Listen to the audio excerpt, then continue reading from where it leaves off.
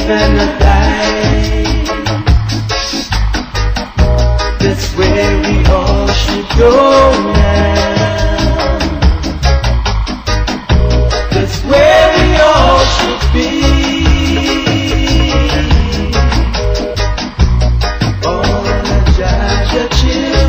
Okay, this one we fade the music down. We have got our brother inside the studio.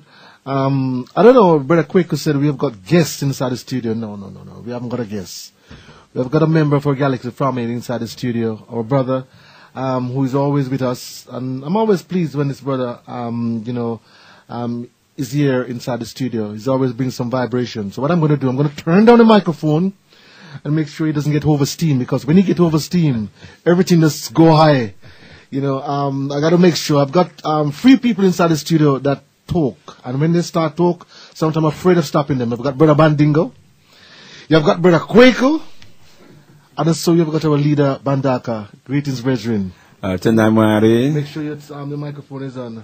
Okay, Tendai Mwari. As always, my brother, I bring greetings in the most precious, powerful, and bountiful name of our motherland, Alkebu-Lan, Mama Africa, in the sacred spirits of our most gracious ancestors, and in a prayer for oneness, hope, and prosperity for all African people on the face of Mother Earth. The Rumbidzokuna Africa. To the God of Africa be the glory. Tendai Mwari. Tendai Mwari, my brother. My brother, the African Peoples Parliament. It's on the forefront. The last time you came with us, we wanted to speak of it, and we got sidetracked. And so you didn't really get enough time to really give not even an update or to speak of it.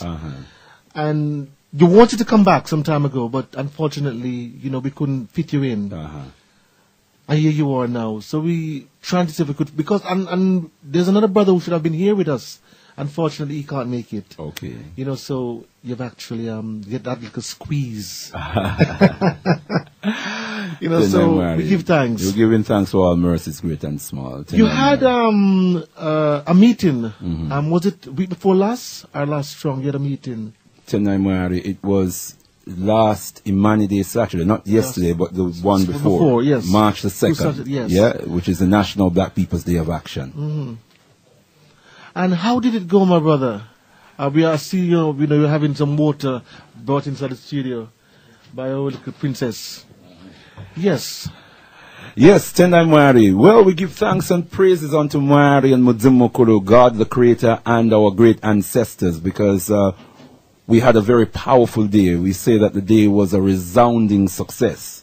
The National Black Peoples Day of Action, as you know, is a commemoration of the original Black People's Day of Action that was called on March the 2nd in 1981. And this was initially in response to the New Cross massacre, the suspected racist firebomb attack on 439 New Cross Road, at 16th birthday party that was taking place, that resulted in the death of 13 of our young people and a number of injured parties.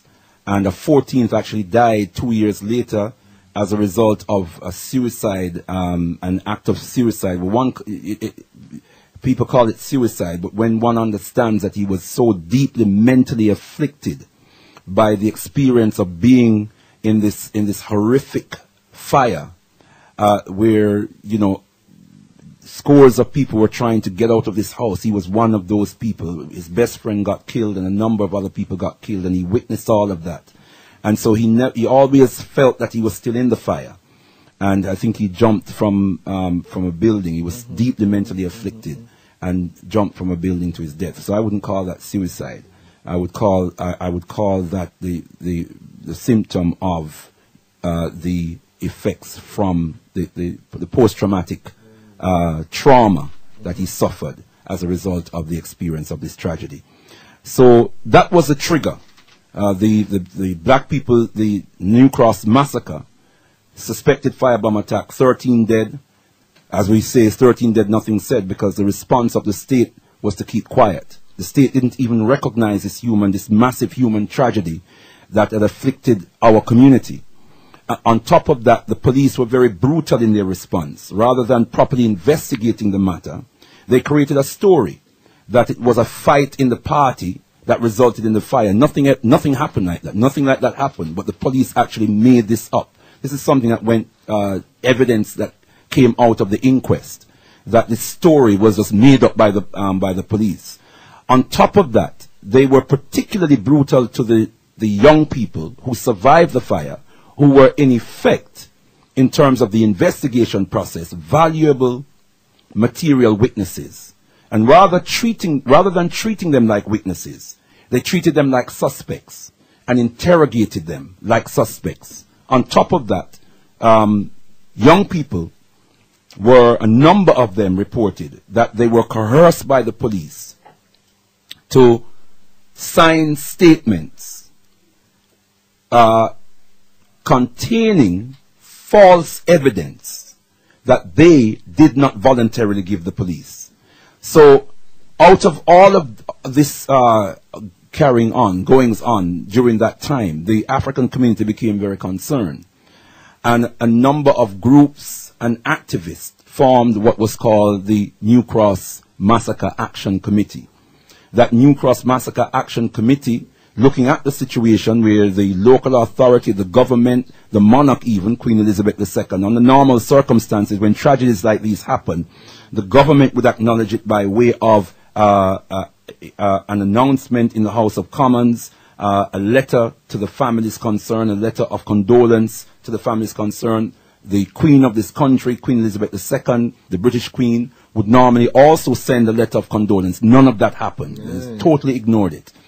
And the press also was vicious in its racist reporting of the incident, portraying the party as anything else but a peaceful innocent 16th birthday party. They made it look like, some bunch of mobs who were, I don't know what they, what they were, the image that they were trying to portray is that there was these wild beasts who were engaging in all kinds of carnal behavior and a threat and making a lot of noise and a threat to the public and so on. It was very, very racist, the reporting at the time.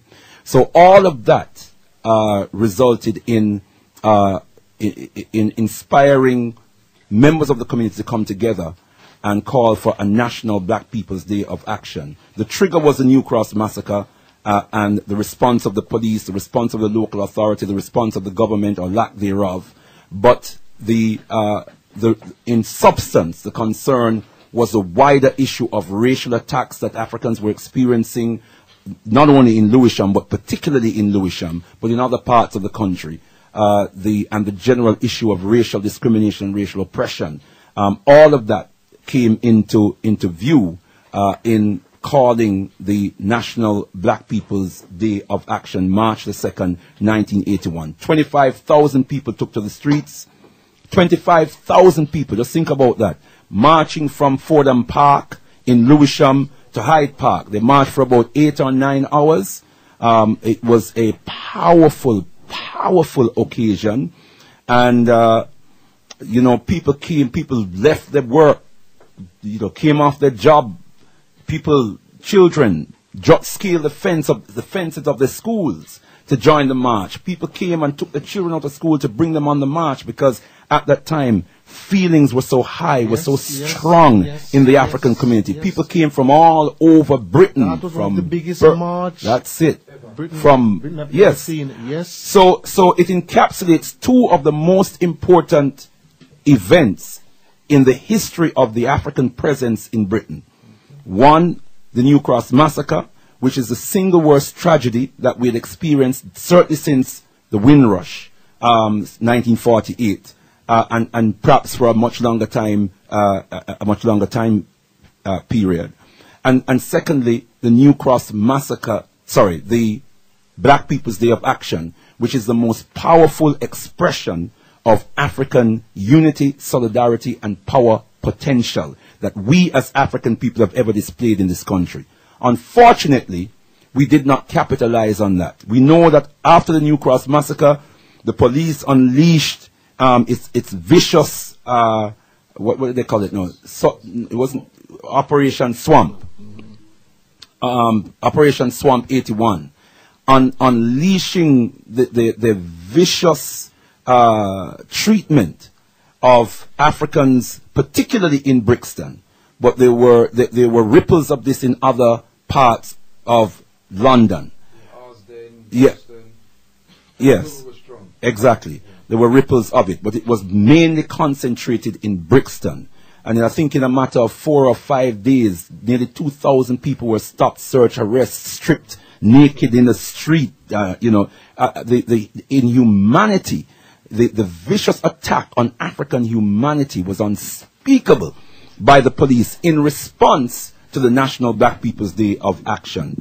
And as we know, that sparked the Brixton uprising in 1981, which mushroomed throughout the country, uprisings all over the country, etc., etc. Let me just say very quickly, this is a very important phase in the history of the African presence in Britain, because this sparked what we now know as the turbulent 80s. Uprisings at different stages, but mainly 1981, 1985. Yes? Which also served to break down racialized barriers to socio-economic development and progress of African people in this country. However, we as Africans did not do the key thing that we needed to do.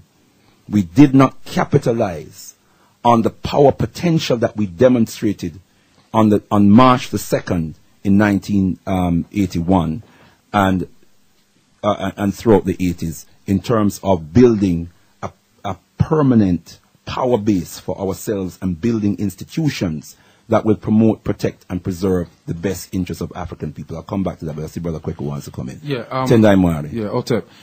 Bro.Ldr.Mbandaka, I can really speak about that time because I was a young man at that time. I was 18 at that time in Brixton. And I remember how the police was going on. The police was actually moving around in squads of about half a dozen. And they were actually marching. And they were even pushing down old women with their baskets. This is what was taking place. They actually initiated what took place. They wanted it to happen. Yes, they did. Yeah, they definitely wanted it to happen. What they didn't envisage is what would have taken place. Because we dealt with them like military precision. Trust me. When you say that we didn't capitalize on it, you are correct. But there are reasons for that. Because after that march, in different parts of the country, the council started to give grants to community organizations to set up this, to set up that. What that did, that pacified the movement. Definitely. Yeah? Definitely. It pacified the movement. And so you at different areas. Now, I know personally from in Brixton that the government gave known criminals money to set things up, knowing that they would fail, and an excuse to come in and do certain things. And my youth worker, God rest his soul, Alphonso Parkinson, affectionately known as Parky, is passed away year before last in Jamaica. But he and another brother by the name of, we used to call him Tar Leroy. They were youth workers. And Leroy was under Parky's wing, and they applied for money to create youth services for the young Africans in the area. And they were refused the money. Yeah, they were refused the money. And these known criminals were given the money to set us up to fail. That was one of their strategies. Tendai Mwari, just before we broaden the discussion, what I really wanted to get to, and I totally agree with what Brother Kweko said there, that would fit into my understanding and analysis of what happened and why that energy was dissipated. We allowed ourselves to be bought out, and we became assimilated and integrated into the system as part of a scheme by the same people who have been oppressing us to pacify, as Brother Kweko quite rightly said. However, the point I want to get to is why and how we have come to the position of calling for and working towards building a National African Peoples Parliament. That was the question I was going to ask. Right. Before we come to that, please, I'd like to interject on something that went on before this. Okay. A question, a very pertinent question that was raised, right, in terms of why it was that we didn't capitalize. All what Quaco said is correct, right? But a very important part of why it wasn't capitalized on is that those of us who was the grassroots, who was leading and organizing the march and so forth and galvanizing the community and so forth, what happened is they brought in, right, so-called intellectuals from outside who was supposedly acceptable by the system outside there, right? And when they brought them in, they had their own agenda, right? And the agenda that they had, right, was different from what we had, right? So the things that we were doing, for instance, like even on the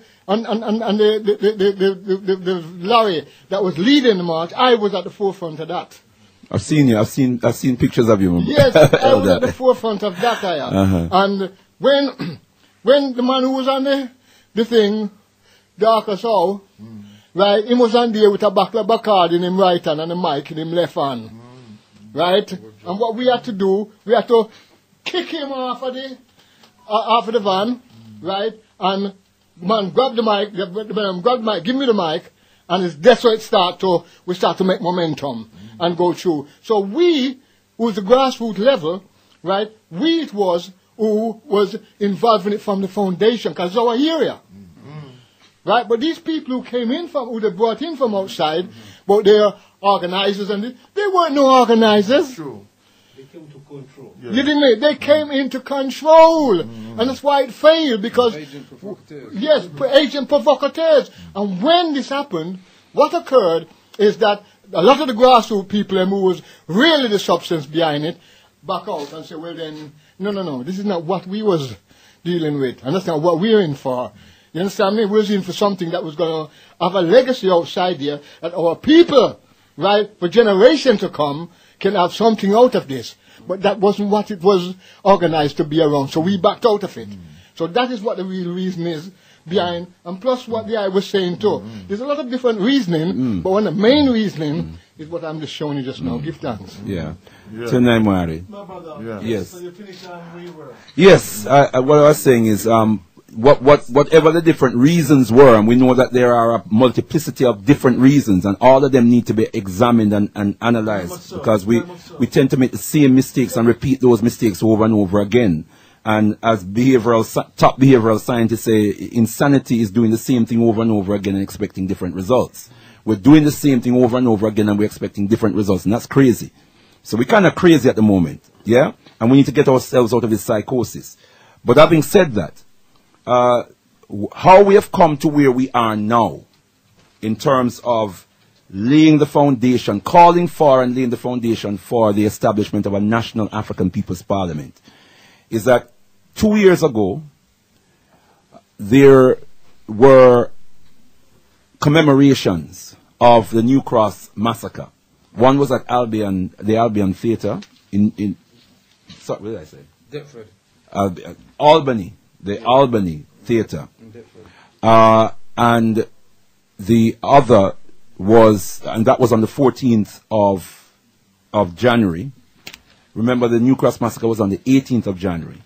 And then on the 18th of January 2 years ago, the 30th, marking the 30th anniversary, Brother Jack Bueller, who is the creator of Nubian Jack, led and organized a blue plaque laying ceremony where a blue plaque was mounted outside 439 New Cross Road. Myself and many others were my organization, and many others. So over 300 people gathered outside 439 New Cross Road to observe and to pay our respects and to witness this blue plaque ceremony. Now, whilst we were there, young people were walking up and down New Cross Road. Some of them actually living on New Cross Road. This was around about the time when school had the end of the school day. So some of them were coming from school, some of them were coming from college, and as they were walking past, they were asking, what's happening here? And as people were telling them, explaining to them, some of them did not even know about New Cross. They live in the area, some of them lived on the road, they did not even know about the New Cross massacre. Amazing. That was one of the things that had the deepest impact on me. So, in the process of the Albany Theatre event and the blue plaque laying ceremony event, sorry, let me get that right. The blue plaque laying ceremony, this question kept coming up. Why don't our people remember New Cross? This tragedy that afflicted the African community. 30 years on, so many of us have forgotten it. 30 years on, a new generation, yeah, children and grandchildren. I was 18 at the time. I'm now 50 years of age. I'm a grandfather now. I've got a 3-year-old granddaughter. And many of my children's generation know nothing about New Cross. And if my children's generation know nothing about it, their children's generation is going to know even less. So these are the questions that were coming up. Where is the spirit of resistance of the 80s? These are questions that were coming up. Where is the community spirit that we had in the 80s? But as the questions were coming, what we were forgetting to do is to find the answers. We were not answering those questions. And so myself and Professor Gus John got talking afterwards, observing what had happened, what had come out of the day, the questions that were being asked, the talks and discussions that were being had afterwards. And we decided, look, having commemorated the 30th anniversary of New Cross, the 30th anniversary of the Black People's Day of Action must also be commemorated. But it cannot just be an occasion to look back at the past and what we did 30 years ago, what happened 30 years ago. It had to be more than that. We had to evaluate what has happened in the last 30 years. Where are we now? Why have we come to where we are now? Are we facing the same injustices, the same maladies, the same oppression that we were facing 30 years ago? And if so, why?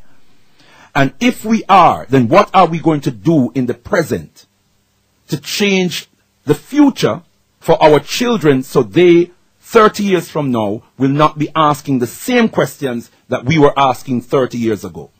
And so we decided to organize the 30th anniversary of the National Black People's Day of Action, but to organize it in such a way that we don't only commemorate, but we evaluate and we organize to liberate our people.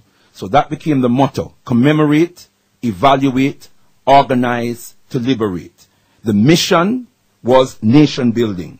We had to correct the mistake we made 30 years ago, the mistake by not organizing ourselves by way of a national agenda. We have to correct that mistake. So that became our mission. And our primary affirmation was name it and claim it. Black People's Day of March the 2nd, Black People's Day of Action. Black People's Day of Action, name it and claim it. And what do we mean by that? Every people who are truly powerful define time, space, and circumstance for themselves. Every people who are truly powerful have their days of remembrance. In this country, they have a remembrance day every year. And they have certain ceremonies and rituals that they go through repeatedly every year, right or wrong? Every year. And that focuses the mind and draws to the consciousness of the people that particular historical event that continues to inform the thinking of the people and fortify the people in building their own power, their own national power base. So that was the basis of the vision to build what we later on called the National Afrikan Peoples Parliament, which we now define as a nationwide, independent, representative body mandated to promote, protect, and preserve the best interest of African people in this country. Now, just add very quickly.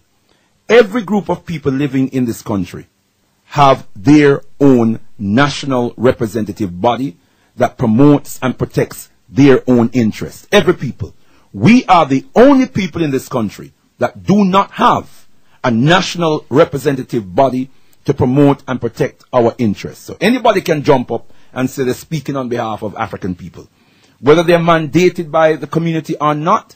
And those people who claim that they're speaking on our behalf are not mandated by us, and they don't account to us. There's no accountability structures in the African community. So in building the National African Peoples Parliament, we intend to address and eradicate those anomalies that we are battling with presently as African people. Tendai Mwari. Tandaba, my brother. I know our brother Mandingo want to come in here, but I want to throw a question at you. The National African Peoples Parliament, it's now been mandatory. And as you've said, it's born from the suffering that we have gone through. You've shown us more than one example of why this have come forward. And now here we are with something that you have named it and you're now claiming it. Absolutely. Who actually designate, or who's the one who's in charge, the leader of the National African Peoples Parliament? Who's the rightful leader? Someone that we can say, that is the person that is the leader of the National African Peoples Parliament. Tendai Mwari. Well, first and foremost, we have an interim structure, in place, which we call the Interim National Organizing Committee. We are in the interim stage of building the National African Peoples Parliament, so we call it now, the present status is the Interim National African Peoples Parliament. We are in the process, with consultation, with community consultation, we are in the process of drafting a constitution, and we are in the process of drafting a manifesto.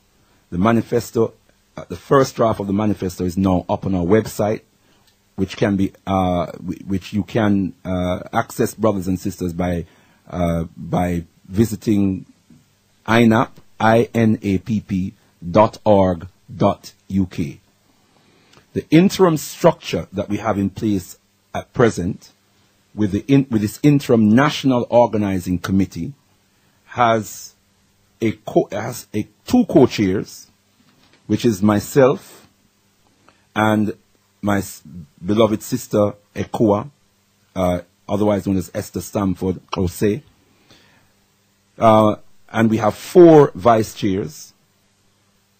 Brother Cecil Gotsmore, or elder brother Cecil Gotsmore, is one of the vice chairs. Sister Jendai Surwa from Bristol is another vice chair. Sister Asha Jean-Baptiste from Bradford, Yorkshire, is another vice chair. And Brother Kojo Bonsu from High Wycombe in Buckinghamshire is another vice chair. We have in place presently we have a number of subcommittees. So in other words, I'm going to cut you there. Sorry, I want to cut you. So in other words, there's no rightful leader. So will there be the opportunity for people to actually vote to select a leader that they need to support and to guide them into this actually African People's Parliament? Tendai Mwari, let's be clear. This is fundamentally a communiocratic process. Right. Don't look in the dictionary for the word communiocratic because you won't find it. You've made it up. Well, it's not in the psyche of the European. All right, I hear you. To build a communiocratic process or to conceive of communiocracy. That's not their thinking. They tell us about democracy. Brother Mandingo, I'm bringing you in, my brother. I'm bringing you in. Democracy, which an elder from the motherland told me is stained with the blood of our ancestors. Yeah? Democracy is what they try to drum down our throats. Democracy which emphasizes individualism. Yeah? Communiocracy puts the emphasis on the community, the people en masse. Right. And at every stage that we've had an idea or a vision, we have gone to the people. We have called meetings and we have put out. We've sent letters out. We've sent circulars out to the entire community as far and as wide as our resources will allow us to reach. And we have called the people together to hear the proposals that we're making, to put their ideas, to bring their ideas forward, to sanction and to mandate, and we've moved always on the mandate of the people. So this is fundamentally a people program. Right. Fundamentally a people program. What has emerged so far is an interim structure. The short answer to your question is, however, that in the longer term, when we properly establish our constitution, that will have to be approved by the people, as in the manifesto, will have to be approved by the people. Then and only then will we establish fully the National African Peoples Parliament. Presently, it is the interim National African Peoples Parliament, which is the scaffolding that we have put in place. The template, Yeah. or the scaffolding to lay a structure and to establish the core structure, if you like. But then, in order to get to the stage where we are fully official, the people will have to make the decision. Tendai Morning. Brother Mandingo. Brother Sabu, you want to come in? Yeah. I'll bring Brother Mandingo first and I'll bring you in. Yes. 3 salient points. The first one is that I want to pay respects again to the victims, 14 victims, and the families and friends of the 14 victims this Sunday, the 10th of March 2013. Forever they will live in our hearts. The sound system that was playing at the party belonged to the son of a friend of mine, Sir Collins, reggae artist and record producer from Jamaica, produced record in the 1960s here. It was his son, surname Collins, sound system that was playing. And his son was one of the 13 who died that night. You know, and ever since, Sir Collins, my brethren, has never been the same. He has been traumatized. You know. 2, let us not get caught up, and I am not saying this to anyone in general, as to why certain things happened. There are 2 fundamental reasons why things were not capitalized on. The racist British regime orchestrated a campaign to subvert African positive political and otherwise activity. And they did this using 2 methods. First, they bribed what we call the licky people and organizations within our community to say nothing and just take the money and be quiet. And they also, as Brother Hirakuti, a brother I have known from the early 70s, they also sent in outside people who were not from South London in the area where this was concerned. People like Darkoso, who was over in West London and elsewhere, to take over and subvert what was a progressive and positive grassroots movement. This was done. Thirdly, we are here today. I have said on this radio station and in other fora, radio stations and otherwise, that it is a good idea.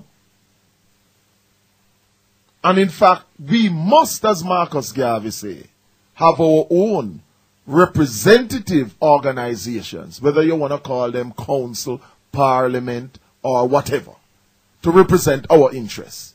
Because none but ourselves can do for ourselves. But in using what happened to those individuals who died so tragically, I have always said, and I said it on Galaxy and elsewhere, that people, the grassroots people who were involved, like Brother Hirakuti and other brothers and sisters, must be involved in such an organization. And I give an example. I said, for example, last year, Brother Mbandaka talks about himself. I know it's an interim thing. But though interim, it's still leadership. It's interim leadership. Because someone has to lead, or some people have to lead. Last year I said it, and I said it this year again.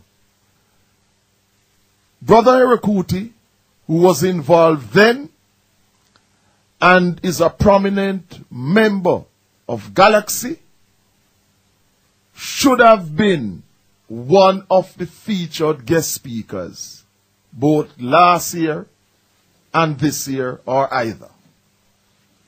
And also, who should be involved as speakers. Esther Stanford and others can speak. But Brother Herakuti, and I name him specifically, should have been a guest speaker last year and this year, or either. And some representatives, positive representatives, some of them, not all, to represent those 14 who died.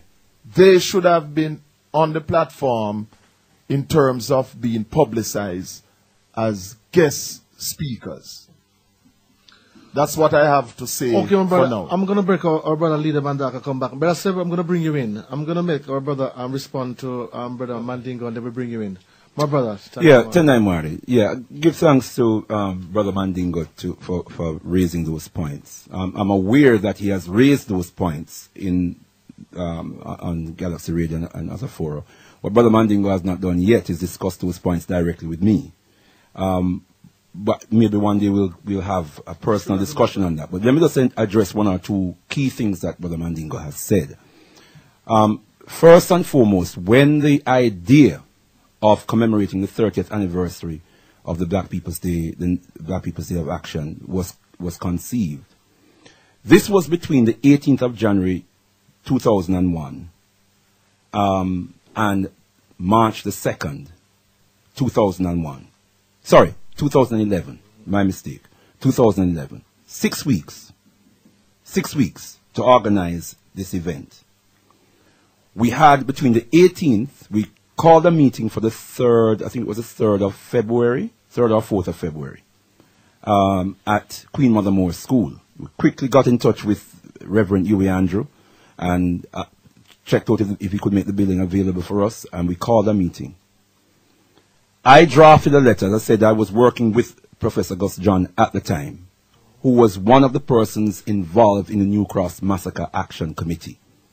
Reverend Huey Andrew was very much involved in supporting the process as well at the time. I drafted a letter which both myself and Professor Gus John consulted over. Amendments were made and we sent the letter out. He and I drafted a list of leading community activists and professional and leading community activists and African-centered professionals that we know of in the community. And we sent, initially, it was 25 and then it went up and up and up. When we sent the letter out first, we sent it out to 83 persons who were named. Brother Bongo Tete, your name was on the list. Baba Herakuti, his name was on the list. Brother Kweko Bonso, name was on the list. Brother Mandingo, his name was on the list. I can't think of anyone in our community, in the Pan-African community, who has a position of prominence, whose name was not on that list. And we sent letters out to as many activists, leading activists as we possibly could. In the end, it was between 120 and 140. I can't remember the exact figure. The first letter that was sent out, 83 people. The letter was sent to, named people. And the list was sent with it, the list of names of all the people that we had written to. Okay? And then we added some more names after that. And letters were sent to those people also. Baba Herakuti did participate in the first commemoration, 30th anniversary in 2001. He was alongside me in pouring libation at 439 New Cross Road, and he also made an input at the convention at the banqueting suite afterwards. Last year, I remember distinctly, Baba Herukuti was ill. He could not make it on the day. In fact, when we have a procession in the earlier part of the day that starts at Fordham Park, what's the name of the place? The Moonshot, the Moonshot Center, which is where the New Cross Massacre Action Committee had organized itself from. Okay? We proceed from there to 439 New Cross Road, from 439 New Cross Road to Lewisham Police Station, where we expose the role that Lewisham Police Station played in distorting the course of justice, which is why we don't know today exactly what happened in the house on that night. We disperse from there, and then we go on to the JK Banquet Hall, where we have our convention. Last year, when we dispersed, we actually bumped into Baba Herukuti, and he was not well. And he said to us he's going to try and make. We said, "Would love you to come to be there, Baba, and to say a few words." And he said, "If he can make it, he will." Okay, but he was very, very ill, right? Baba Herukuti is on our mailing list.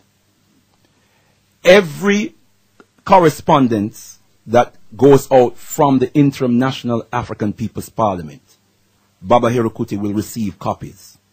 So I'm saying that we have done everything in our power to give everybody an opportunity to get involved in the process. Everyone has the opportunity. And I'll just add to that. The persons who are down to speak at the National Black People's Day of Action are usually persons who are actively involved in the process of building the National Afrikan Peoples Parliament. We don't have no star guests. We have people who are involved. Sister Ekoa, for example, Brother Mandingo mentioned Sister Ekoa. She is the co-chair. And her role is to update the community. This is not just, she didn't just deliver a keynote address just to talk about the condition that our people are in. She was updating our community on the work that is being done to build the National Afrikan Peoples Parliament. That's what she was doing. Yeah? If you look at the flyer, look at this year's flyer, look at last year's flyer, look at the flyer from the year before, you don't see my name. My name does not feature on any of the flyers. Yeah? But I won't even begin to tell you the amount of work I and my organization have put into organizing the National Black People's Day of Action. But we've not featured on the flyer. Neither my name, nor the name of my organization, the Alkebu-Lan movement, featured on the first flyer because we had the name of the 40 other organizations that were supporting it. That's all. And you'd have to look long and hard to actually find it. So I just wanted to make those points. And as regards the survivors, we have attempted to engage the survivors. I won't call any names, but we have attempted to engage the survivors of the New Cross Massacre Action Committee. A couple of them whose personal numbers we had, and we had positive exchanges with those individuals. We have never had, they didn't actually come to the event. The first year when we had the commemoration, there was another event in the evening. They attended that event, but they did not attend the event that we put on in the day. Tendai Moana. Wait. Go on, Brother Sebwezi. Okay. For me, there is an inspiration. You get your inspiration to create this because of what happened. And I'll cite a simple example, probably it might bring to life part of what Bro.Ldr.Mbandaka was talking about. I know the family in Africa. They were a very big family. The colonialists came, destroyed that family, built a church there. And what they did is later on to come and pick some of the grandsons of that person to become priests, teachers, and so on, to work in that place. Now, for us who are more interested in our ancestry, we've been trying to find out where the grave of the grandpa was. And we find it is under the church. But who is serving in the church? Our own very people. Now, this whole thing about forgetfulness really works me up. And that is where I picked up the words of Elder Akuti, in the sense that they started something. They started something that was supposed to be grassroots. That means it touches those people very deeply. Sometimes many of us, what we do is we kind of take a stage and make it an event for ourselves so that we can show what we are capable of and not touch the lives of those who are particularly concerned with that thing. And for me, the question I would throw to Brother Mbandaka is, what assurances can he give me? I for one, I was not in New Cross, but I want that assurance because it touches me in my heart. I'm not attached to those people, but there is something that is eating me up.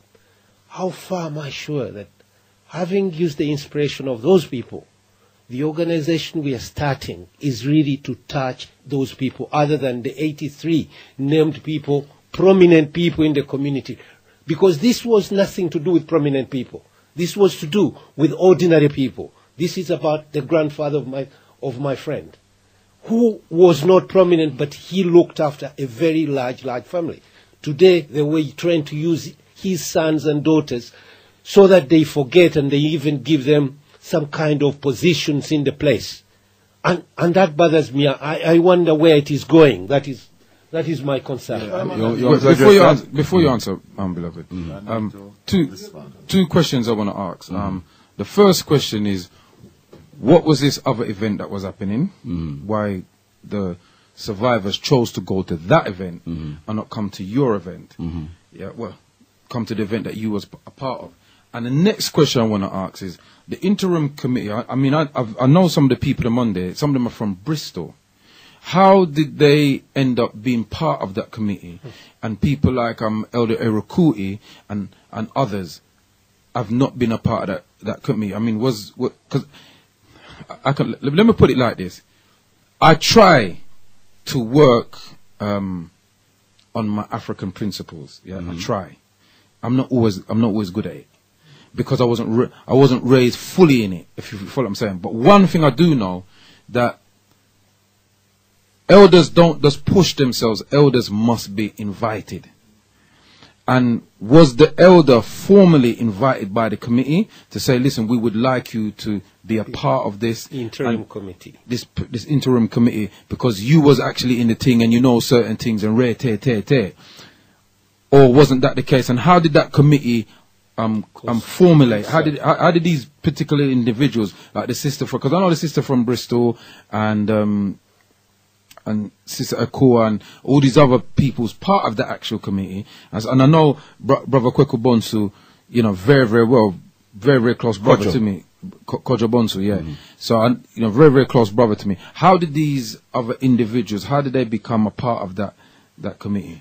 Okay, Tenai Mwari, which question you want me to answer, Brother Bonga Tete? You tell me, because well, which one you want me to answer first? Because there are a couple of questions outstanding. Which one you guide me and I'll take it on. I'll tell you I'm the last one first, my brother. Okay, all right. Tenai Mwari, the interim National Organizing Committee was formed as a result of people who answered the call. The call was put out. Some people, I mentioned, there were leading people in the community who were members of groups and organizations, well-known groups and organizations in the community, including Galaxy Radio, who were written to and invited to come to the initial meeting that was called. And then general correspondence was sent out to the general community. So I think it probably goes to the point that you're making. The reason why we started with leading activists is because leading activists are part of collectives. They organize events, they have followings, and so going through them you can connect with different contingents in the community, and contingencies in the community. And that was the idea, that if you get the leading activists engaged, that you'll get the organization engaged and you'll get the supporters of the organizations engaged. So we took that approach. Okay?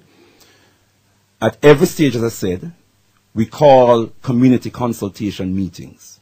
The first one was called on either the 3rd or the 4th of February 2001 to say this is the 2011. I keep making that mistake. 2011.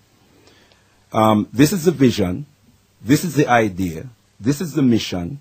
What say you, the community? What say you, the people? We have had several community consultation meetings. We now call them General People's Assembly. The last General People's Assembly that we held was in February. The 9th of February. Is that correct? The 9th of February of this year. Let me interject there, brother. I came to I think the 2011 one. Yeah, I came. We had several in 2011. I came to when that list went out. I saw my names on it. There was a meeting. I came to that meeting. Yeah, I came to that meeting. I didn't come to this last meeting. The last one that you had, I didn't come to that one because of other personal things. All right, I've answered your question fully yet, so bear that in mind. Yeah, I don't want to hear I didn't answer your question. Go ahead. Yeah, but when we came to that meeting, the very same people you're talking about was the people that was on the panel. That first meeting that you came to. Yeah, the first meeting. Which one? The people's meeting. I mean, no, the people meeting something there. We're not dealing with that. The same something we are dealing with. Yeah. I came to that meeting. Elder Kuti was at that meeting. I saw both of you. Yeah, Mandingo was at that meeting. I think Brother Kwame filmed it, didn't he? Yes, I think. Yeah. But I'm saying that the people that's part of the interim committee now, those very same people was part of that panel. Part of what panel?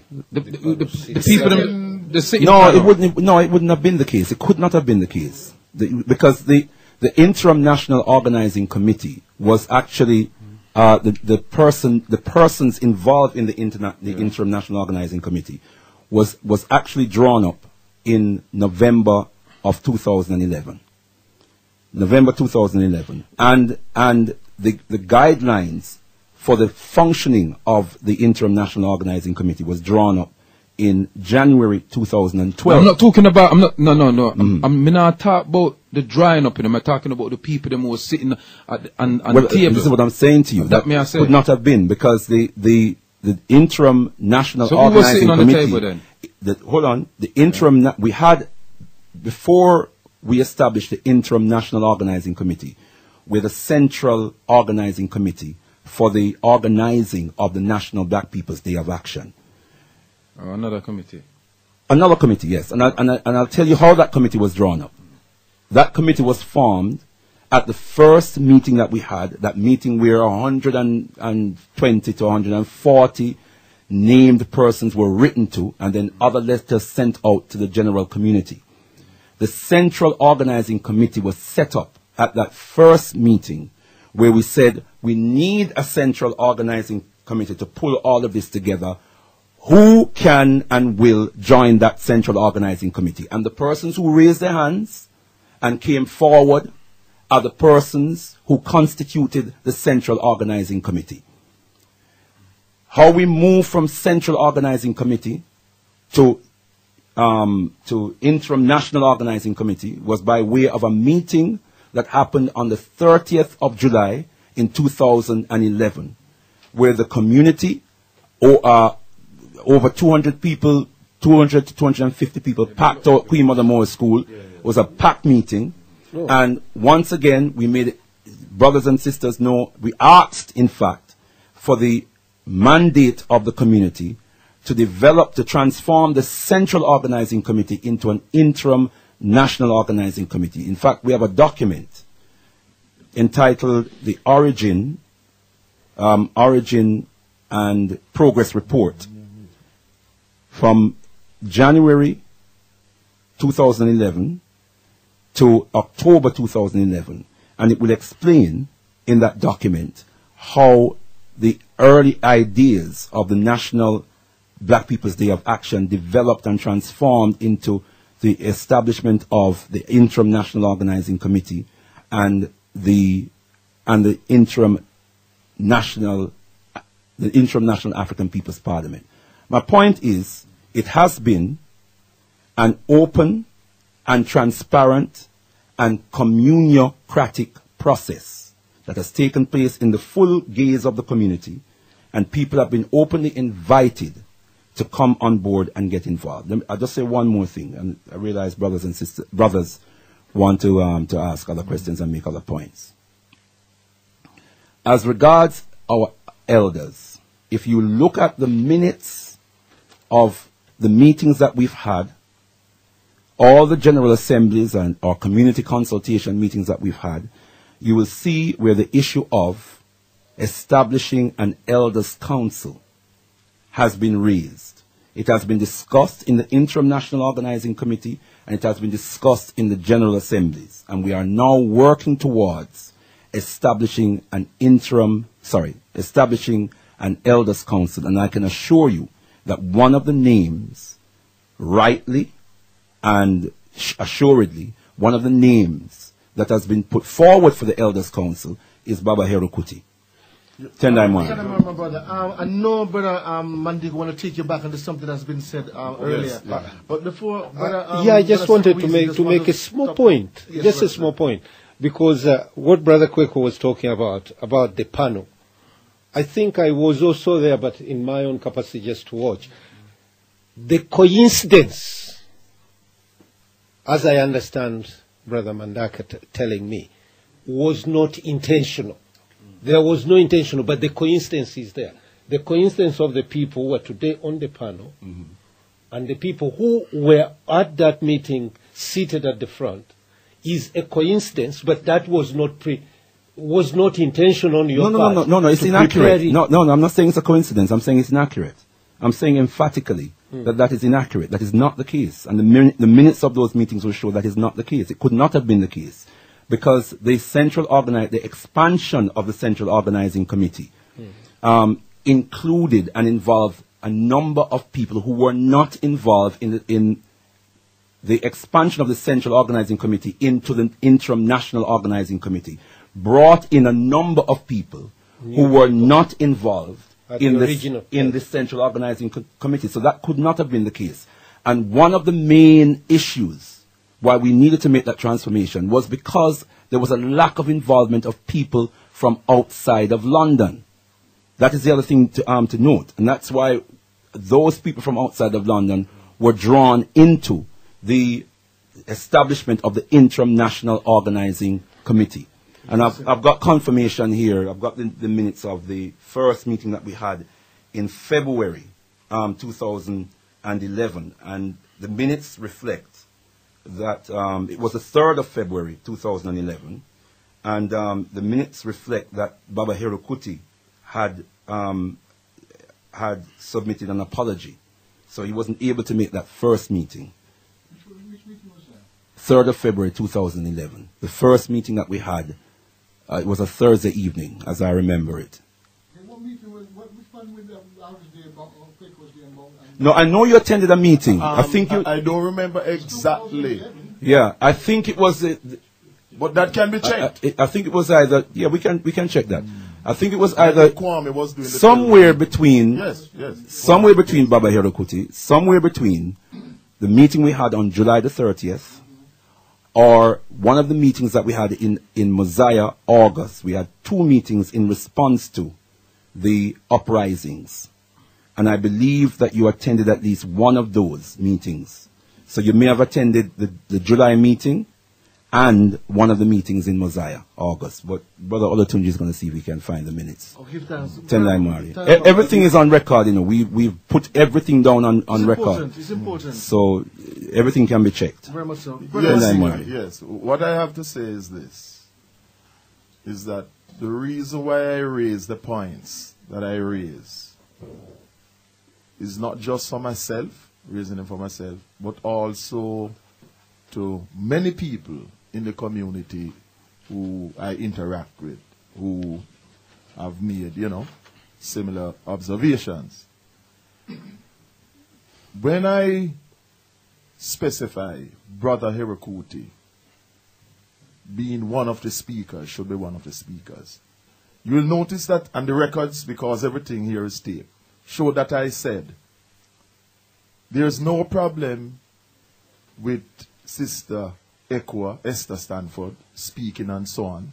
I said, that's fine. She's a co-chair, so obviously, as co-chair, she has to do work. What I said is that other people, and I instance Brother Herokuti, should also be involved as guest speakers. That is totally separate and apart from Sister Ekwa, Esther Stanford, speaking. No problem with it. I'm talking about others, like who were involved in the grassroots thing, and that's why I use Brother Herokuti as an example. And also, I have always been invited to the meetings from the start. And I have been to every one of the meetings except one. The meetings this year, the one on the 9th, for example, I was there. And you, Brother Mbandaka, and others in Alkebu-Lan and other organizations, know that I have taken leaflets and I have publicized meetings ever since they started a few years ago, and also disseminated this knowledge on the various radio stations that I participate in. So I, in my capacity, have not stifled, but promoted the meetings and what they are about. So I have played my role where that is concerned. I am not fussy about being invited to be a guest speaker at any one of these things. And the simple reason for that is that you have other people who are also qualified who could speak. I'm just saying, let there be others. Because one has to be plain. Some people in our community feel as if it's only some people who are allowed to be guest speakers.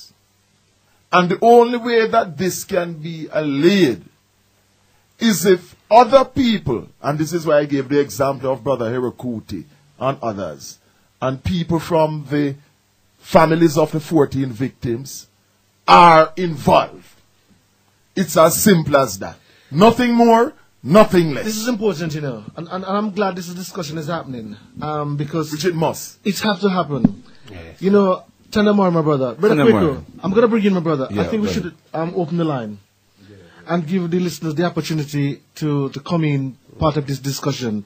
And so it's good when we can have the brother to sit here, because this is what we're now doing. It's very important, and this need to be heard, need to be here in such a way that it's transparent, that's concise in what's been happening. So the lines are now open. Yes, please. You want to come in, Elder? Let's read the numbers out. The numbers are as follows. 07538 005 634. That's 07538 005 634. Or alternatively 07983 85295. 07983 85295. Right, and I think we've got Dr. Abu fighting to put. Let me put it on.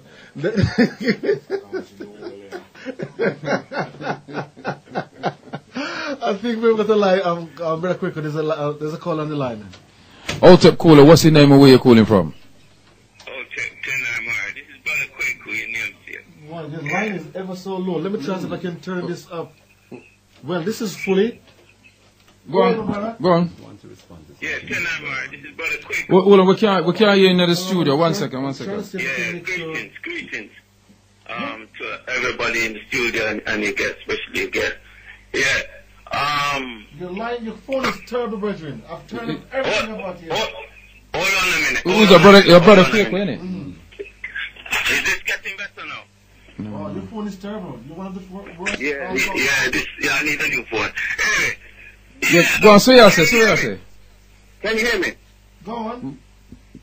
Yeah, I'm kind of getting a bit disappointed to how the call is going, and I hear the point you make, Baba Mbandaka, when you say you're glad you're having this discussion and it needs to have. But the thing what it's doing is that we are informing our people, inspiring our people about the direction, the new direction we are taking and we need to take. We're going on with we're bringing doubt and suspicion into everything. Brother Leader, answer the question. When he was saying why certain people were not there. And I would like to ask the question, why weren't those people there? Especially Mandingo. He said he has done all that he can. But there's a media department and he's trained in media. Why is he not there and involved? It's all good and well handing out leaflets. But he is a prominent person in the community. The media question. No, hear me out, Bridget. Hear me out, because you talk. So I'm a listener, so let me hear my things and then you respond. Right. Brother Leader, no, he answered everything, and everything was open that he said. He sent out a letter, initially 83 people, Then he said, particularly with Brother Baba Erukuti was ill, and we bumped into him, because I met him, and he did look ill, right? The question is, this thing is open to every African. It's called the National Afrikan Peoples Parliament. So whether you come from Bradford or Bristol, it no matter. You don't have to come from Newcross to be there. You're representing our people all over. So this is, you're the de-brainwashing radio station. You're going worldwide. And that's what we're doing, my brother. So we are making sure everything is concise. We are making sure everything is right in what we're doing. So we're not taking, we're not going under any stone. We're putting the brother on the spot. We're asking the right question that listeners need to ask. Hear me out. Brother Kweko. Brother Kweko. Yes, Brother Kweko. Otep Tandamari. Yeah. One second. What we must be very clear about what Galaxy is, and we are a journalistic station. Bro.Ldr.Mbandaka is representing the National Afrikan Peoples Parliament, and he's going to be asked questions that would be asked of any person who's representing any. One second, beloved, any organized. We have a vast scope of people within our community, and they will ask questions. So we must ask a question. And I must say that my brother has been very apt, coherent in answering the question. He don't have a problem in answering the question. You don't need, you understand? So he's I agree with you. Listen. Hold on, beloved. Let me learn. Beloved. Brother Kweko. When it was answered, Tendai Mari. We could calm it down a bit. My brother Mbandaka has been very apt and very coherent and professional in answering those questions. We are brothers in the studio. We must ask certain questions because because people approach us in the street. They know, just like Brother Mbandaka said, 83 people who are prominent people within the community. So people know us, innit? So they're going to come and say things. They're not always going to... We are defending certain things too, you know. But we must be seen to be asking people questions. And when the brother answered the question properly, that's it. Amen. So when those same people who's asking you the question, why aren't you involved, what was the answer you get? Why who's not involved? You yourself. No, but I can say point blank on the air, I got so much things I'm doing, I will be involved from the periphery. I don't have a problem with that. Okay. Yeah, because my record stands for itself. And do you encourage you know what I'm saying? To those same people who's questioning and wanting to ask, do you encourage them that this thing is good and make it all throw itself in? No, what I say to them, I'll tell you what I say to people. The same questions that people ask of the National Afrikan Peoples Parliament is the same questions they ask of Galaxy. You know what I say to them? What are you doing? That's the question I asked him. Encourage them to come along. When the next No, meeting, well, when the next that's one it. comes, say, No, I have to respond. Gentlemen. You said that as a member of the media, you and others, including Brother Mbandaka and so on, have seen me at these meetings making my contributions. And also, Correct. yes, what? Correct. Yes. And also giving out leaflets, as I have said, which is part of disseminating the information. In my capacity as a journalist, at the outset, they set up several departments to deal with different issues. There was a time when there was supposed to be a legal department to deal with the uprising.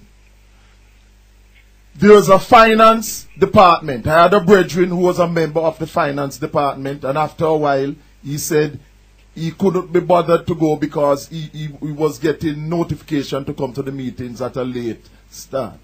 I wrote down my name as being part of the media department to help out, to bring my journalistic abilities to bear. I have never been invited to a media department meeting. Mandingo. No, hold on. Sorry. Brother Mandinga. Yes. Let me just correct something here. Tendai Mwari. Nobody has ever been invited individually to any subcommittee or, as Brother Mandinga put it, department meeting. Calls have been put out. Every single community consultation meeting we've held, every single general assembly we've held, we have put out the call to our people. This is not a talking shop. This is about working to build. You all have skills. We have a range of skills. We have the subcommittees here to help us towards building the National African Peoples Parliament. If you have skills that are commensurate to the work of any of these subcommittees, volunteer. Bring yourself forward to join a subcommittee and do work. So that's open. It's out there. Every single meeting, and the minutes are there. I'm going to leave it there. To verify this. Tendai Mwari. The finance brother attended some meetings. Well, let the finance brother, I don't know who that is. Yes. I don't know who that is. Let the finance brother come on Galaxy Radio, declare who he is, and state his grouse or his grievance, and we'll deal with that directly. It may be justifiable, it may be justifiable, it may be unjustifiable, but as we speak now, Brother Mandingo, I cannot answer to that. Okay. That's a phantom issue as far as I'm concerned, because I've never heard of it. Okay. Tendai Mwari. Let's take another call. Greetings, caller, Young Galaxy. Greetings, it's Brother Martin. Yes, my brother. It is so good to hear us talking about something really constructive, and I just want to underscore before I begin to say anything else that I wholly 1,000,000% support the formation of the African Communities Parliament. Okay? It is long overdue, maybe 2 generations overdue. Now, I'm not going to get involved in the internal politicking. That is one organisation seeking ascension over another and so on. That's normal. That's simply internal politicking. Sorry. My Point of clarity. Sorry to interrupt. I really hate to interrupt. Where did that come from? Where did this come from about one organisation seeking to override another organisation? Where did that come from? I didn't hear that in the discussion. Yes, of course. And again, I don't want to be distracted by that. What I've said is, and I think it's no, but you're being distracted by something that's non-existent, my brother. Yeah, You've thrown it out there. So just clarify for the listeners, because I am bamboozled. Sorry, I don't like to interrupt you in your flow, but this could send misinformation out to the community. That's true. So can you just clarify, where did you hear that there were organizations vying for positions and looking to undo another organization in the construction of the National African Peoples Parliament? Can you just clarify that for me? I'm going to try to be really concise. Where you have organized groups of people seeking to enfranchise a broader spectrum of the same people. Okay? It is natural, therefore, that those who are already organized to appear, I note the word, appear to be more dominant than the others. Which, if I may just finish my sentence. That's hypothetical. I thought you were referring to something concrete. That's purely hypothetical. Let him finish. Well, if I may. Finish, Martin. Yeah, okay. Let me just go on then. Let me just go on. Okay. So, that's not uncommon, and that's regardless of race. But, the point I wanted to make is this. You recall when I was elected as a councillor back in 2006, I made two observations. Before you go on, Brother Martin, Yeah. before you go Yeah. on, it's something that's very important here. Yeah? Yeah. We're in this studio as brothers. We may agree and we may disagree, but we are brothers. We do not want anything to give the impression that we are fighting. So the statement that you made, I need you to clarify whether whether you was making that statement based upon a hypothesis, or you're making that statement based on something you heard. Okay. Again, and I realize I'd be... No, don't be... I don't want you to be a politician. Answer as a grassroots African. Yeah. Don't give me a political... Yeah? Yeah. Let me respond. You know, you have no idea how the dialogue, which you've just had for the past hour, has projected across the airways. And I would invite you to listen to that dialogue, and if I may... With due respect, Brother Martin, I'm going to cut you again. Now, with due respect, I'm going to cut you again. Yeah? You have got 7 big men in here. We're all over the age of 50. Do not patronize us about we do not have an idea. Yeah? Eat. You follow what I'm saying? Be very careful in the tone and the language that you use, because between the 8 of us, we're quite qualified to tear down your argument. Yeah? Okay. Let me go again. So, let me respond to you again. Let me respond. As I said, we tread carefully all the way. That's right. I said that it's the impression projected across the airways, okay, may not be of brothers. Notice, only brothers in the studio. The dialogue which you've just had, the tone and quality of that dialogue may not promote community harmony. Okay? So, my intervention has been one to underscore the importance of us establishing an independent African voice in this country, okay? And 2, also to underscore the reasons why, in my personal view, it's critically important.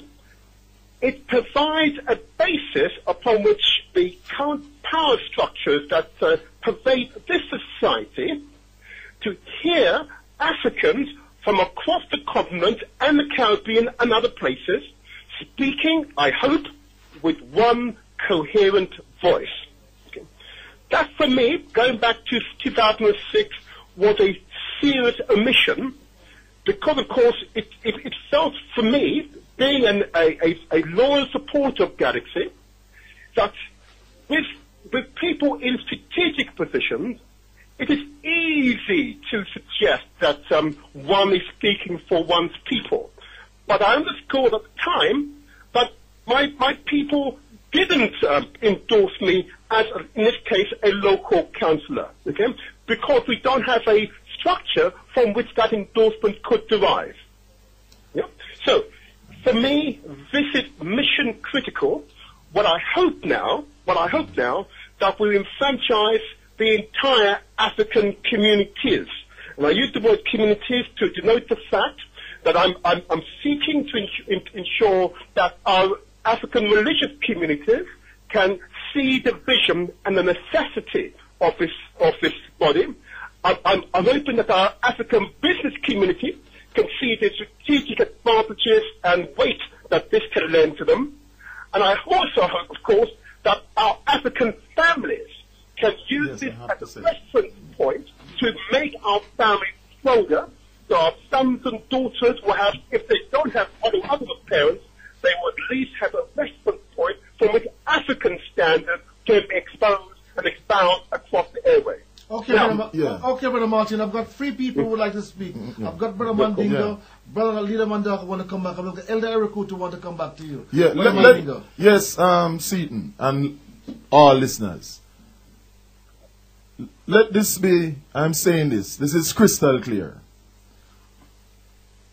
What is not on trial here is the idea and practice of Africans in Britain having a representative organization to deal with our issues.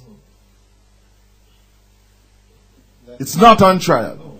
Okay? So, anyone who is listening, this is not about being against the idea and practice of an African organization at a national level in Britain to deal with all the issues with regards to our community.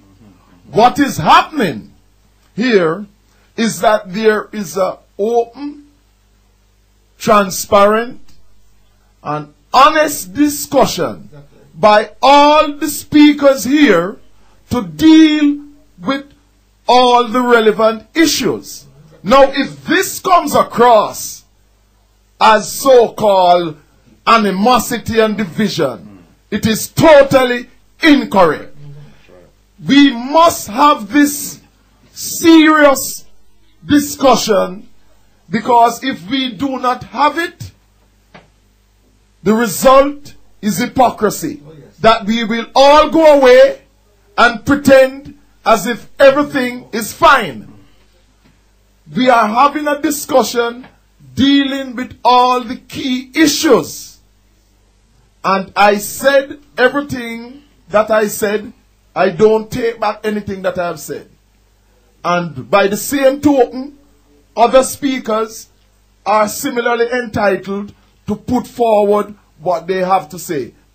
But I'm ending this part by saying this is being done in the spirit of reasoning, honestly and openly, amongst Africans on our current situation and how we move forward. This is not about any tribal divide and rule thing. Give thanks, Brother Simple. Mandingo. Give thanks. Brother Elder Erikutu. Yes, I want to categorically, make it clear, really and truly. I have no problem in not being a speaker, right, what do you call it, on any of the different agendas that went ahead, right.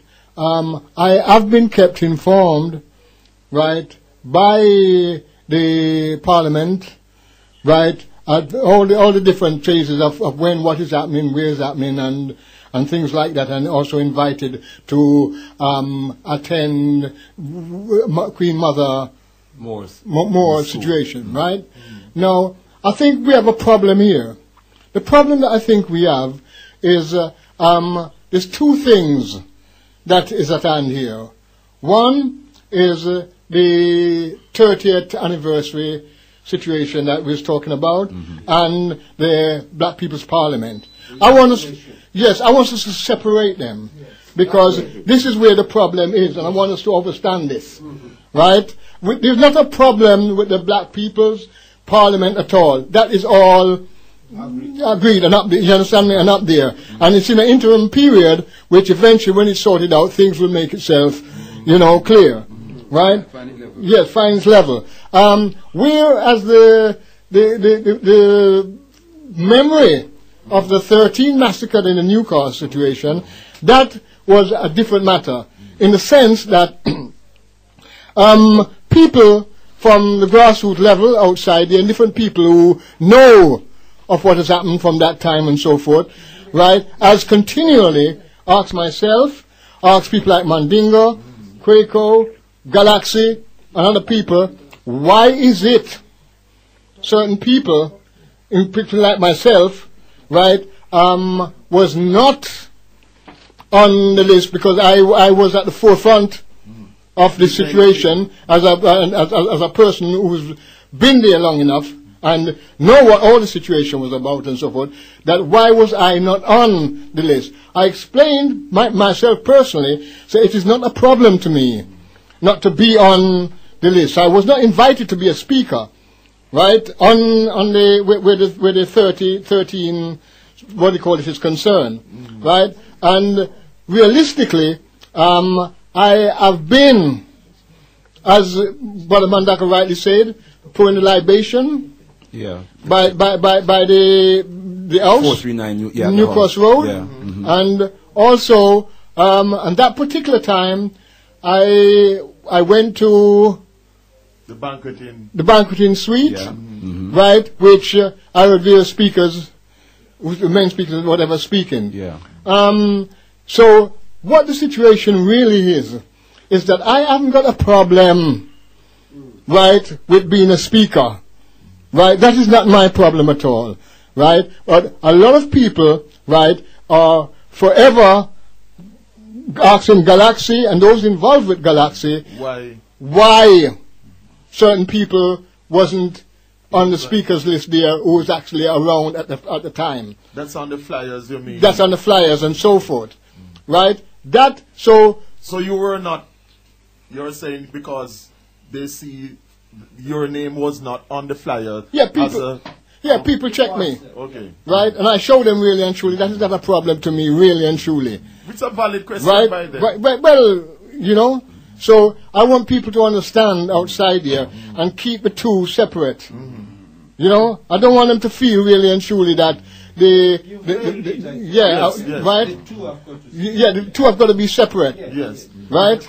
Yes, we got a caller on the line, so and people want to call in and ask about what the Black Parliament is doing. Yes, Altep caller, what's your name and where you're calling from? Yo, bless up caller, calling from Wandsworth and name's Cam. Glenford. Yeah, what I wanted to say, firstly, I want to answer a question, but I did want to say big up everybody there in the studio today, bless up. And I also wanted to say, Quaco, thank you very much for that report you gave on what's going on in Brixton. Because that was a very interesting report, and that report there is one of the things that we actually kind of need to get black people to start talking about.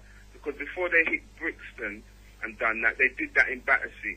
And Battersea was a black town, smaller than Brixton, but it was a black town, and they've done the same thing. Most of the black people now in Battersea have been, they've relocated in Croydon. Croydon is now the place we find all the people that were in Battersea over the last 30 years. That's where Or they've sent them to Southfields. Yes, Southfields and Croydon. Yeah, that's right. And you know what as well?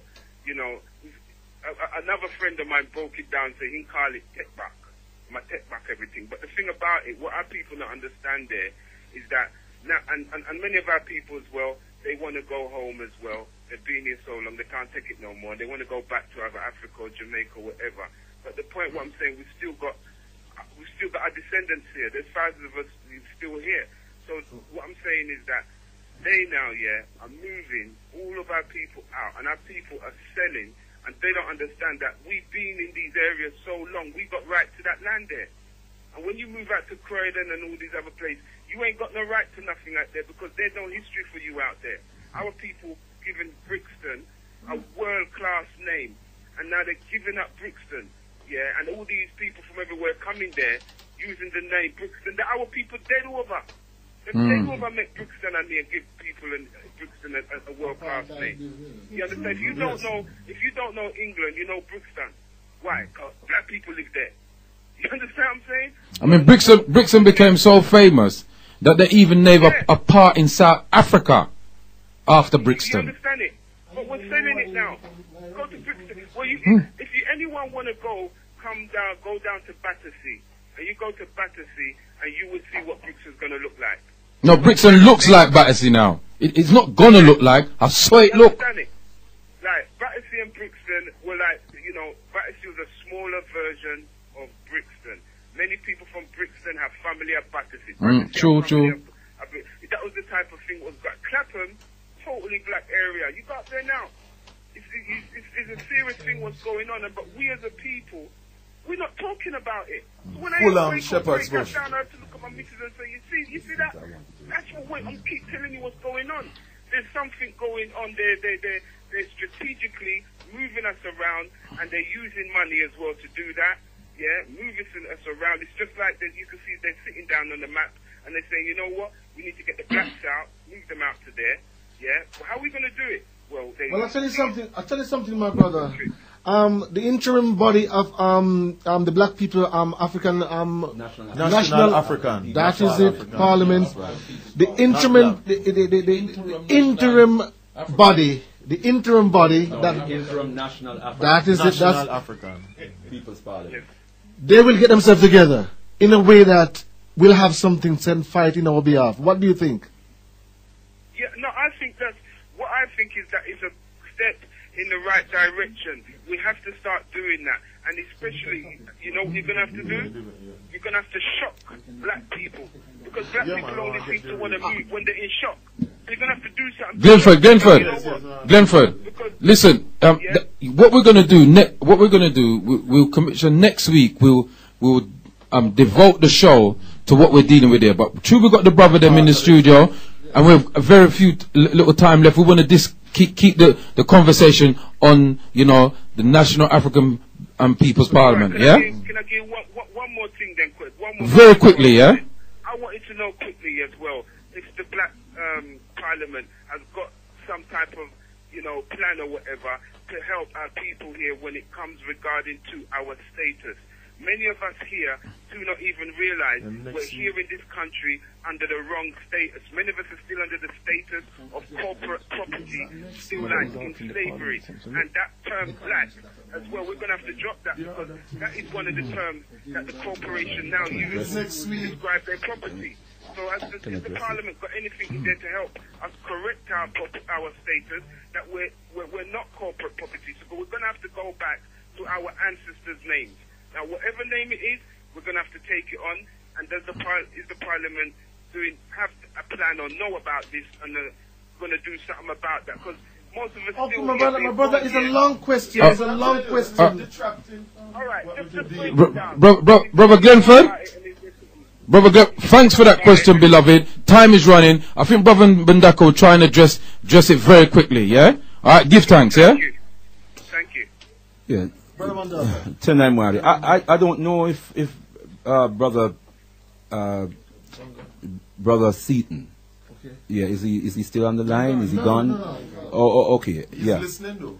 Let me just say, as far as the vision of the National African Peoples Parliament is concerned, if you look at our manifesto, you will see that we have highlighted 22 policy areas that we aim and intend to address.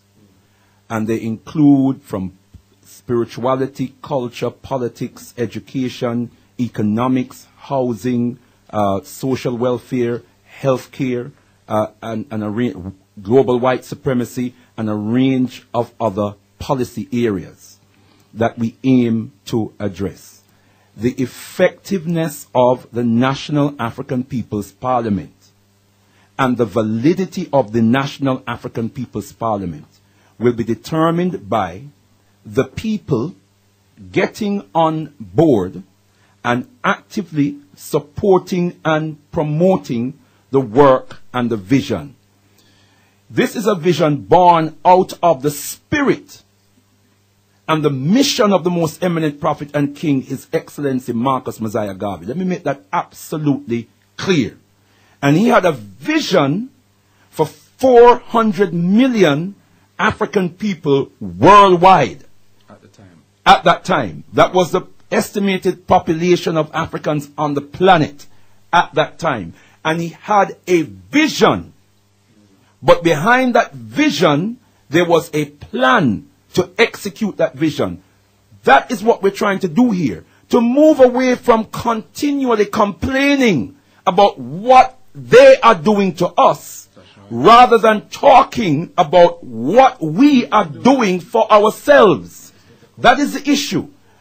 There's a call, you said. Yeah, okay. Let's take a call. Altep caller, what's your name? Where are you calling from?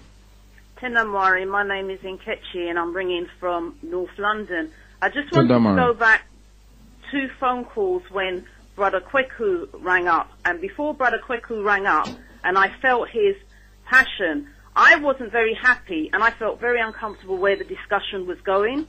And for me, it felt very personalised and very attacking.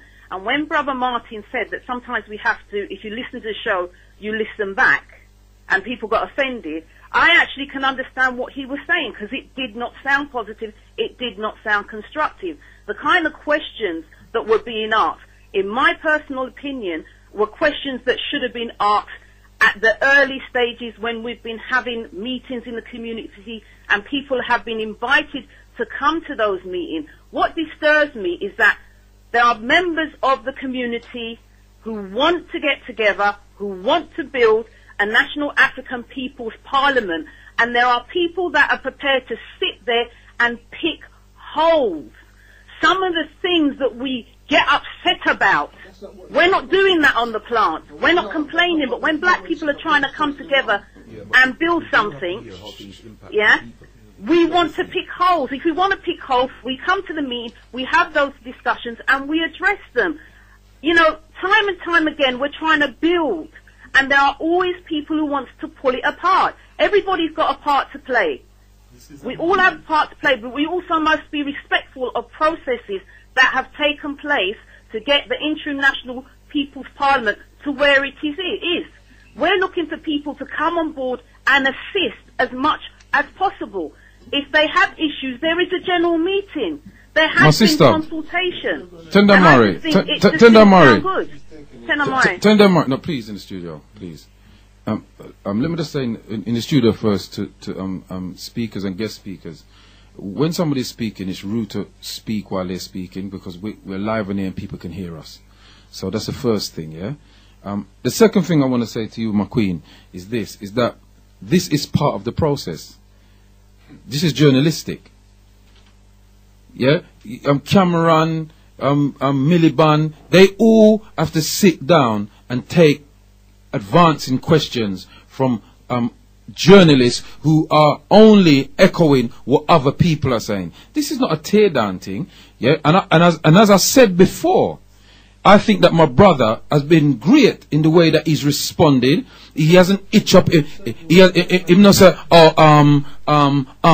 been very quite straight in what he's dealing with. So he's shown that he has the capabilities of dealing with them things. Because mark my words, when the African People's Parliament does reach to its zenith, we will be on national TV, and we're going to be getting questions from all type of people about all type of things. So, you know, it's part of the process, my queen. It's part of the process. We mustn't be politically ignorant. Bro.Ldr.Mbandaka. Yeah, Tendai Mwari, yeah, give thanks and praises, Sister Nkechi, for your questions. Let me just say, I have always considered myself to be accountable to my people, to the public. I never take offense to being challenged. I believe it is the right of our people, when we stand up before them and say we are representing you in this area or that area, it is their right to challenge and to question. That includes now Sister Nkechi, Brother Kweku, who phones in, and challenging some of the questioners. Exactly. That's part of it. It's all part That's of it. Part of it. And you will never. I've been on Liberation Road for 30 years. I've been building the Alkebu-Lan revivalist movement. We're 25 years old. This year we're 26. In fact, we're 26 years old. In January this year. You would never. You come to our meetings, challenge us. In fact, I've got the brother in the studio, Brother Shabaka. The first meeting he attended of the Alkebu-Lan revivalist movement, he was sitting in the front seat, taking me to task after a message I delivered. And he said what inspired and impressed him to join the movement is the way I responded to him in public.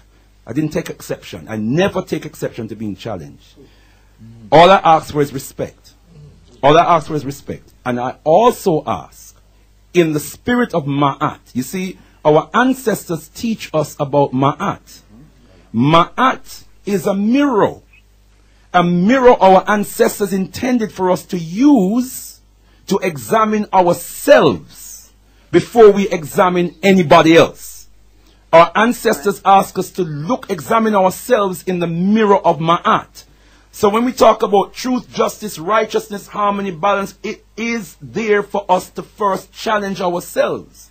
We have to ask ourselves, yes, we're having this discussion in the glare of the public, but we have to ask ourselves, did we have an opportunity to ask some of these questions before today on Galaxy Radio? Did we have the opportunity when we attended some of those public meetings, when opportunities were given for questions to be asked and for ideas to be factored into the process of developing the National African Peoples Parliament? And it is for each one of us to be honest with ourselves. It is for everyone to be honest with themselves. Tendai Mwari, go ahead. My sister, come back. Yeah, Tendai Mwari, I just wanted to say I agree with everything that Brother Leader has said. I think it is important as individuals that we do study ourselves. Just to say, in terms of what you said about how Cameron and others debate things, to me that's them. I just felt that what I was picking up was something on a more personalised level. But what is good that there is a discussion about the interim National Peoples Parliament. What would have been better is if there had been more coverage of it leading up to the march on Galaxy radio station. Tendai Mwari. Oh, Tendai Mwari. Tendai Mwari. Well, you're in tune to Galaxy 102.5 and afiwe.com. Galaxy AFIWE.com. You can get us on the World Wide Web. Mandingo. Yes. Sister Nkechi was saying something about in terms of Galaxy promotion. Galaxy has always promoted things to do with the interim National African Peoples Parliament and many other organizations and individuals. That is the track record of Galaxy. So that is not in question. And also, in my capacity as an individual African, and also in my capacity as a journalist, I am entitled and I will always exercise my right to ask searching questions. I don't care who is offended or who is not offended. And it is as simple as that. I don't do it in a spirit of animosity. I do it in a spirit of inquiry. And this must be done. And we, as a people, some of our people, rather, must understand that searching questions have to be dealt with, because this is part of the learning process for our people who are listening. All right, give time. We've got a caller on the line. No more calls after this one, please. No more calls up. This is the last call. So, caller, you've got the grace of being the last caller. What's your name? Where you calling from? Yeah, all right. I'm Dina from North London. I just wanted to mention a couple of things, really, 2 points. As a people, the impression I get is we seem to be united in poverty. And is this what makes us kind of susceptible to being pacified and bought out? And even the African unity thing is it's just like a bandwagon where when a man's back is against the wall, he can just jump on it and talk and play the game. But then as soon as their personal circumstance improves or changes, then you'll just jump off again. And egos is another thing, you understand? Where, alright, I listen to everybody in the radio station there in the studio there, and I respect the overall consciousness, as opposed to you get a lot of people coming along and all they will see is my consciousness is more conscious than feel one and all them kind of one there, you know what I mean? So we don't make no progress on it, you know what I mean? So it's like an ego thing, where even if you question a man, that person more sees it as you questioning their integrity and their scholarship and all the years they put into it. Well, my brother, stick up in there. Bro.Ldr.Mbandaka didn't, and he quite eloquently made it clear that he wants people to question him, and he invites people to question. He doesn't have a problem with that. It's other people rang up that had a problem with the line of questioning. So it wasn't the brother himself. Yeah, well, to benefit from what I've heard, he's handled himself amicably. Yeah. And with integrity. I love everything he said so far, you understand? So, but yeah, so that's really just this united in poverty thing, where I think a lot of it is just bandwagon business, and if our individuals, when their circumstances change, it's so easy for them to get by up. So the other point I really wanted to make was these kind of the party thing has been long in waiting, and it's really more a question of readiness. Because if we're here talking about these kind of things today, I do really question how ready we feel we are. As an example, I would ask the question: if all, say, white people were to leave England tomorrow and move to Africa, yeah, the likelihood is we as a people, African people, we would more stay here behind and revel in the aftermath.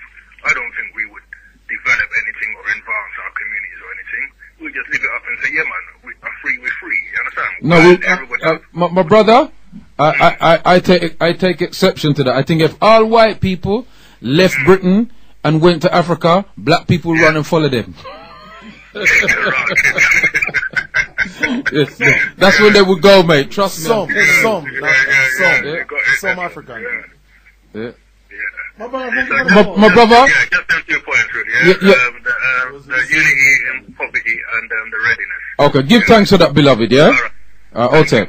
Brother Mbandaka, I'll give you the opportunity to come back because we only got 3 minutes. The other DJs in presenters in the studio. We're gonna have to invite you back. You know, because every time you come in, it is kind of explosive and it's beautiful and it's good.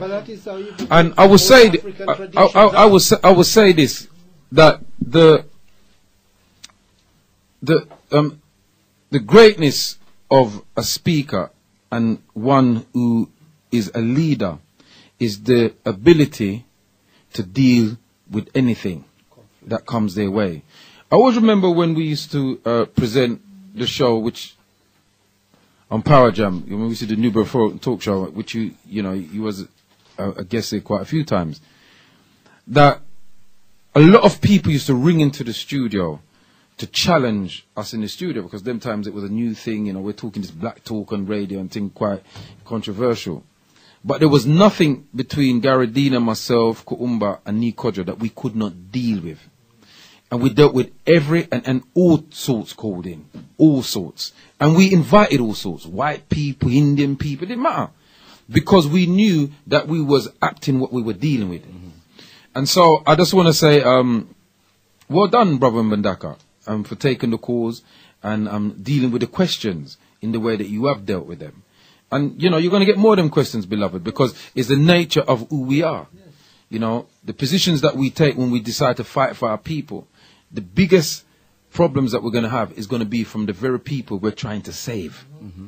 You know, and you know, we study our most eminent prophet and king, His Excellency Marcus Mosiah Garvey, you know, Dr. Ben, Dr. Clark, you know, all the Africans who tried to do, even Dr. Martin Luther King, Malcolm X, you know, these are people that try to do things for their people, the late Dr. Khalid, and their own people, because our people don't trust us. But they have been trained not to trust us.